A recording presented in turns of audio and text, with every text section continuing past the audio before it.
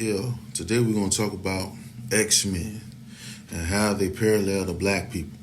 Now, some people say that X-Men are loosely based on black people. Yeah, I heard that in articles, but I think Stan Lee made them to represent all people that go through persecution, including black people. So, ugly people, immigrants, things like that. Shout out Stan Lee. But out of all the people that I just named, they relate to black people the most because if you know anything about X-Men, they're always persecuted. Every decade, it's something about them getting persecuted by the government. Black people, no matter how much we have succeeded and excelled, we are always going through undertones of tension and racism in America. We have never been a time where it was just peace. It may seem like it's peace, but it's always undertones of tension. So when something happens, then you see racism start. When a president that promotes it comes out, you see racism, which shows you that it was always there. Feel what I'm saying?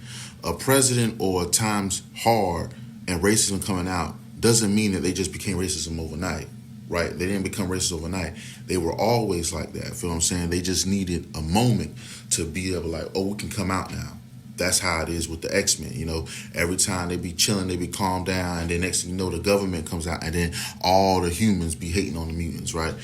But they were living with them for a while. They probably even liked them at certain points. Oh yeah, they saved us and did this, and then when the government attacks them, and you know, has a person that says, yeah, the mutants are this and that, and they're a threat because of this and that. Then they'd be like, yeah, the mutants are a threat. The mutants are a threat. That's how it is with black people. Black people be chilling or whatever the case may be. Y'all might like us. Y'all might like our movies and music. But then if a president comes out or something happens in the world, riots, whatever the case may be, which is always warranted if you look at the history, then that's when they come out and say, yeah, look at the niggas. And that's why I love Magneto, especially the first class serious interpretation of Magneto. Because even though he's a Jew in the Holocaust and he represents them, he really relates to black people. Why? Because he's a mutant, meaning he's always persecuted, not just during that time period of World War II. You know, he always is persecuted, like black people in America. They always are persecuted. They're always going through tension or something happening with them, right?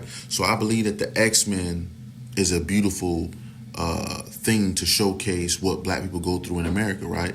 And right now, the immigrants are going through it, right? Somalians, the Mexicans, the Cubans, they're going through it right now. But the difference between immigrants and LGBT or whatever the case may be, black people are always going through persecution. You know what I'm saying?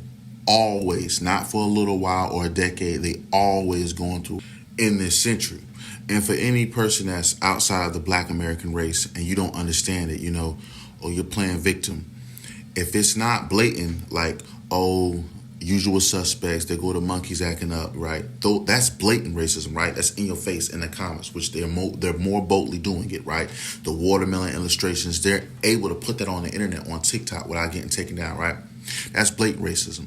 I'm going to give you an example of microaggressions. Say a black family moves into a predominantly white neighborhood. The white neighbor will walk up to the family and say, hey, how you doing? What y'all buying or renting? The black person says, we buying. And then he says, oh, okay, that's nice. Y'all look like a nice family. It's very calm and relaxed out here, you know. No problems, no, y'all like it here. All right, looking forward to having you as a neighbor.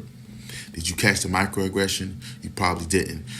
He asked him buying or renting, which is none of his business. Really what he's asking is, how long will you be here? Then he told you it's relaxing and quiet to basically tell you and signal you, don't be one of the loud black families. If you are one of the loud black families, how long will you be here? That's why he asked you, are you buying or renting? A lot of white people do this consciously. Some of them do it subconsciously. And it's passed down generation to generation. If you watch American History X, they tried to teach Edward Norton's character about black history. And he liked black history. But his father was always talking about black people. You know, a lot of white people under these comments, their parents do the same thing. That's why racism has never died, right?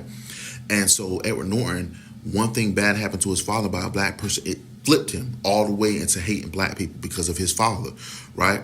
And it's a lot of brainwashing, like Malcolm X and Martin Luther King. They brainwashed me and a lot of people to believe that Malcolm X was a freaking violent extremist. Even black people think that Malcolm X was a violent extremist. He wasn't. Malcolm X simply promoted, if you attack him, he will attack you back. And he promoted segregation because he wanted black people to learn black history. He wanted to learn history and all that by themselves and get an education. Feel what I'm saying? You didn't have to be with white people. Just let us live in our own land, our own towns. We won't bother y'all. Y'all won't bother us. We learn our history. We grow. We thrive. Because we already have a long history with y'all that has been violent and painful and hateful. Feel what I'm saying? So let us segregate, and we might as well stay in the land because y'all brought us here anyway. We've been here for a long time. That's what Malcolm X's message was. That's what Louis Farrakhan's message was. But they painted in your head that Malcolm X was a violent extremist. He was like Adolf Hitler. He was racist towards white people, which he kind of was at the beginning, but he changed later on as time went on, right? But they didn't tell you that. They just told you that Malcolm X was the violent one and Martin Luther King was the peaceful one. And that's why they pushed Martin Luther King. But both of them was dangerous.